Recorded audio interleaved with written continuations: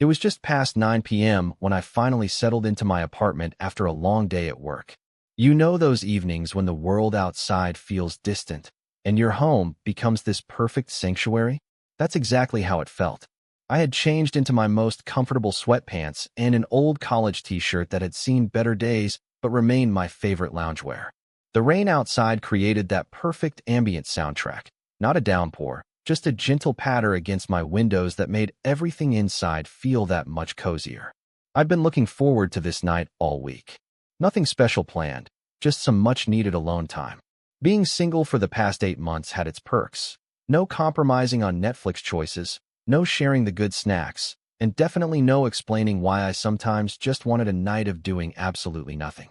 My name's Alex, by the way, 32, working as a graphic designer for a marketing firm downtown, and currently in that strange space between actively looking for someone and being completely content with my own company. My apartment isn't anything spectacular. A one-bedroom in a converted warehouse building with those exposed brick walls that the real estate agent had described as character features to justify the rent. But I'd made it mine over the past 3 years.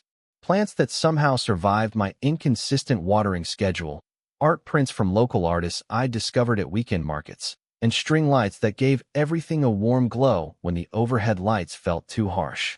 I had just settled onto my couch with a bowl of pasta. Nothing fancy, just some penne with a sauce I'd thrown together from whatever was in my fridge when my doorbell rang. The sound actually startled me. I wasn't expecting anyone, and food deliveries usually came with a text notification before arrival. For a moment, I considered ignoring it. The pasta was still steaming, my show was queued up, and honestly, who visits unannounced these days? But curiosity got the better of me. Maybe it was a neighbor needing something? Or perhaps a package I'd forgotten about. So I reluctantly set my bowl down, paused the show before it even began, and made my way to the door. I quickly checked my appearance in the hallway mirror. Disheveled hair, no makeup, and the aforementioned well-worn loungewear. Definitely not how I'd choose to greet unexpected company, but it was too late to do anything about it now. When I opened the door, I was greeted by a courier holding a medium-sized package. He was tall, taller than me by at least half a foot, with dark curly hair that looked slightly damp from the rain. His uniform was the standard delivery company attire, but somehow he wore it with an effortless style that made even the utilitarian outfit look good. And his smile? Let me tell you, it was the kind that immediately made you want to smile back. "Evening," he said, his voice warm and slightly accented in a way I couldn't quite place. "I've got a special delivery for apartment 4B. His eyes crinkled at the corners when he smiled, and I noticed they were an unusual shade of hazel, almost amber in the hallway light. "That's me," I replied, suddenly very aware of my casual appearance. "But I'm not expecting anything." He checked the label on the package again. "Alex Mitchell? That's you, right?" I nodded, still confused. "Yeah, that's me, but I haven't ordered anything recently." "Well, someone thinks you deserve a special delivery," he said with a slight wink that somehow didn't come across as cheesy. "Would you like to sign for it?" As he handed me the electronic signature pad, our fingers brushed briefly. It was such a small moment, but there was something about it, a tiny spark of connection that made me glance up at him. He was looking at me too, his expression curious and maybe a little interested. Not in the obvious way some delivery guys sometimes are. You know, the ones who think a smile is an invitation for something more. This felt different, more genuine. "So, do you always work this late?" I asked as I handed back the signature pad, surprising myself with the question. I'm not usually one for small talk with strangers, especially when I'm in my comfort clothes with no makeup on. He shrugged, a casual gesture that somehow conveyed both professionalism and friendliness. "Not always, but tonight I'm covering for a colleague. I actually don't mind the evening shifts. The city has a different energy at night, don't you think? Less rushed." I found myself nodding in agreement. "Definitely. I work in the downtown area, and it's like two different worlds, daytime chaos versus nighttime calm." "Let me guess," he said, leaning slightly against my doorframe, the package still in his hands. "Creative industry? Something that lets you think outside the box." I laughed, genuinely surprised. "Graphic design, actually. How did you know?" He gestured vaguely toward my apartment visible behind me. "The art on your walls. The color combinations. The plants. You have an eye for visual harmony. Plus," he added with another smile, You have paint on your sweatpants. I looked down, mortified to discover he was right. A small streak of blue acrylic from a personal project I'd been working on earlier in the week. Oh God, I didn't even notice. This is what happens when you work from home too often. It suits you, he said simply, and somehow it didn't sound like a line. Anyway, I should probably give you your package and stop keeping you from your evening. He finally handed over the box, which was lighter than I expected. As I took it, I realized I didn't want this interaction to end just yet, which was unusual for me. Normally, I valued my alone time above almost everything else.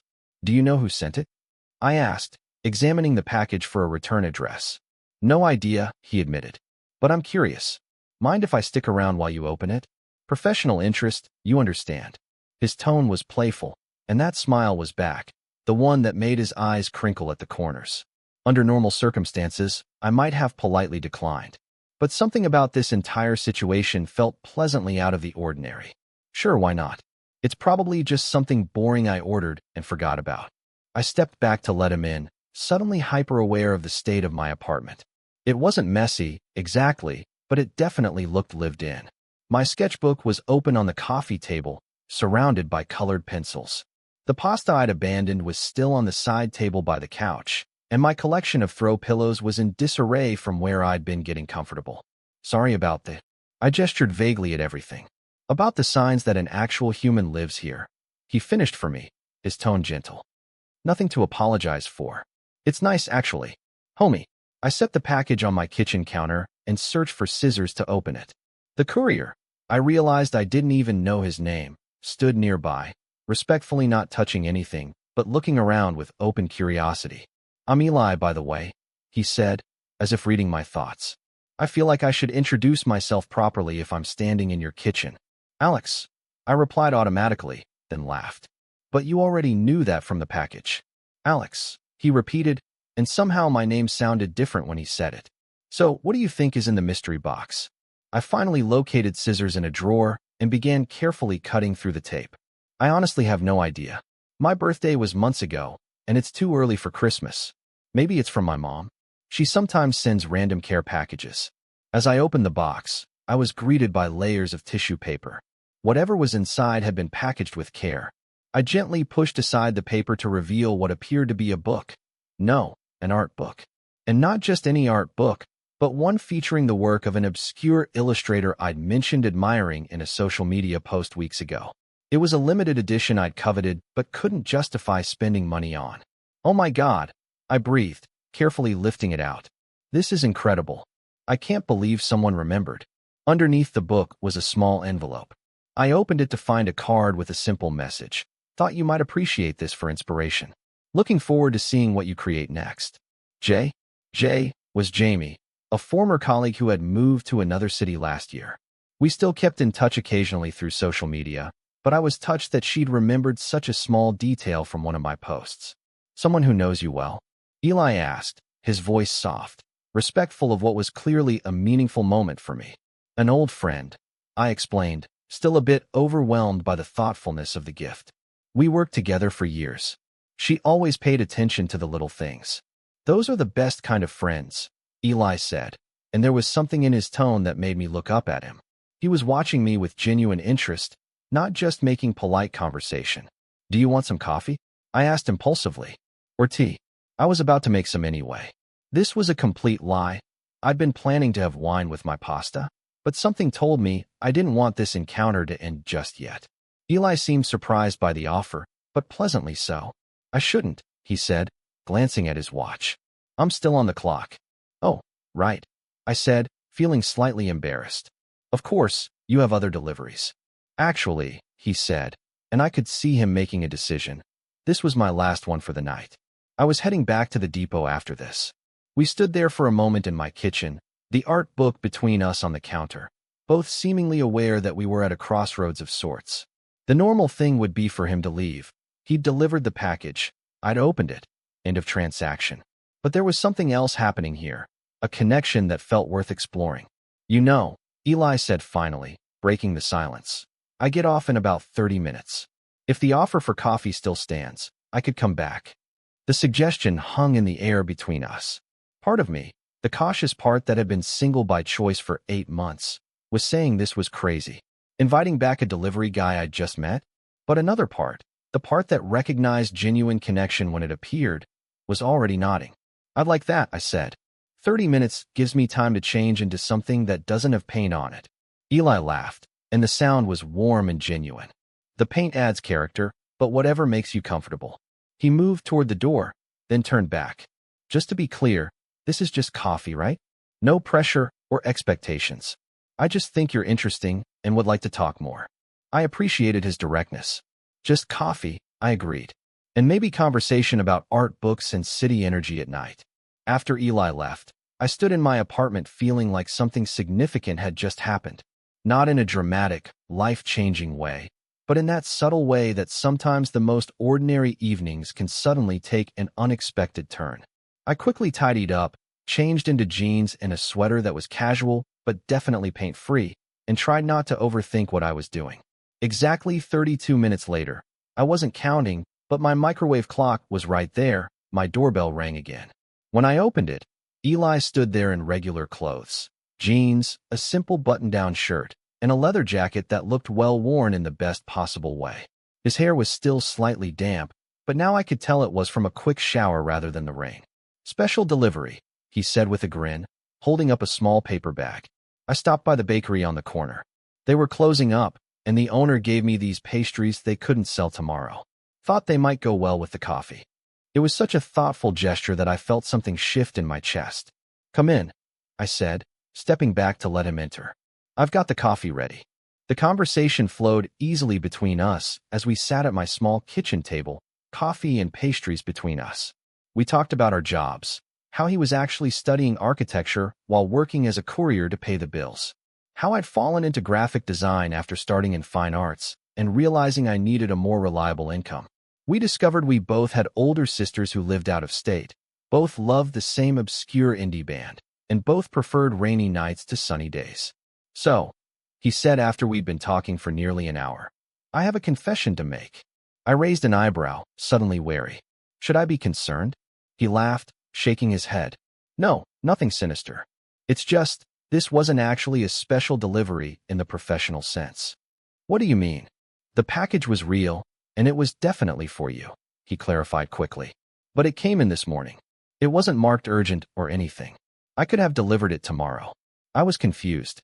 "Then why did you bring it tonight?" Eli looked slightly embarrassed now. "I've delivered to this building before." "To you?" "Actually, a couple of times. You probably don't remember. It was just regular packages, nothing special. But I remembered you. Your smile, the way you always said thank you when most people just grabbed their packages and closed the door. I noticed the art on your walls the first time. And I guess..." He paused, running a hand through his now dry curls. "I guess I was looking for an excuse to actually talk to you. I should have been creeped out, maybe. But it didn't feel creepy. It felt honest and somehow sweet. So this special delivery line was me being incredibly unsmooth," he finished with a self-deprecating laugh. "I had this whole plan to be charming and interesting, and then I got to your door and panicked a little." "I think you did okay," I said, smiling into my coffee cup. "I mean, you're sitting in my kitchen now, aren't you?" The night continued, our conversation moving from my small kitchen table to the couch. We looked through the art book together, our shoulders touching as we leaned over the pages. He had interesting perspectives on the architectural elements in some of the illustrations, pointing out details I might have missed. I shared my thoughts on the color compositions, the storytelling elements in the images. Time seemed to slip away as we talked. What had started as just coffee extended into hours of conversation that felt both exciting and comfortable at the same time. It was nearly midnight when Eli finally glanced at his watch and looked surprised. "I should probably go," he said, though he didn't make any immediate move to leave. "I've kept you up way too late." "I don't mind," I said truthfully. "This has been unexpected, but really nice." He smiled at that, a softer version of the smile that had first caught my attention. "Yeah, it has." He stood up, and I walked him to the door, suddenly feeling a little awkward. "How did you end an impromptu evening with someone who had started as your delivery person and somehow become..." "What? A friend? Something potentially more?" At the door, Eli turned to face me. "I'd really like to see you again, Alex. Properly this time." Not as your courier with a special delivery line, but maybe dinner? Or an art exhibit. There's a new installation at the Modern Art Museum that opens this weekend. The mention of the exhibit made me smile. He'd clearly been paying attention during our conversation about art. "I'd like that," I said. "The exhibit sounds perfect." He pulled out his phone, and we exchanged numbers. There was a moment then, standing in my doorway, where I thought he might kiss me. Part of me wanted him to. But instead, he simply reached out and gently squeezed my hand. "Thank you for the coffee," he said, "and for not thinking it was weird that I delivered your package late just to meet you." I laughed. It was a little weird, I admitted, but the good kind of weird. After he left, I closed the door and leaned against it, trying to process what had just happened. My quiet night alone had transformed into something entirely different, something unexpected and exciting. I looked at the art book on my coffee table, the empty cups in my kitchen, the lingering warmth of connection that seemed to fill my apartment. Sometimes life surprises you. Sometimes the doorbell rings twice in one night, and everything changes. Not in dramatic ways like in the movies, but in those small, meaningful moments that remind you to stay open to possibilities. I didn't know where this connection with Eli might lead, if anywhere at all. But as I finally went to bed that night, much later than planned, I felt grateful for the courier who rang twice, claiming he had a special delivery just for me. In the morning, I woke to a text message. "Good morning. Just wanted to make sure you know last night wasn't a dream. Looking forward to the exhibit this weekend. You're not so special delivery guy." I smiled at my phone, already thinking about my response. Maybe it was just coffee and conversation. Maybe it would be just one museum date and nothing more. Or maybe, just maybe, it was the beginning of something neither of us had expected to find on a rainy night when a courier claimed to have a special delivery. Life's funny that way. The most ordinary moments, a doorbell ringing, a package delivery, can sometimes lead to the most extraordinary connections.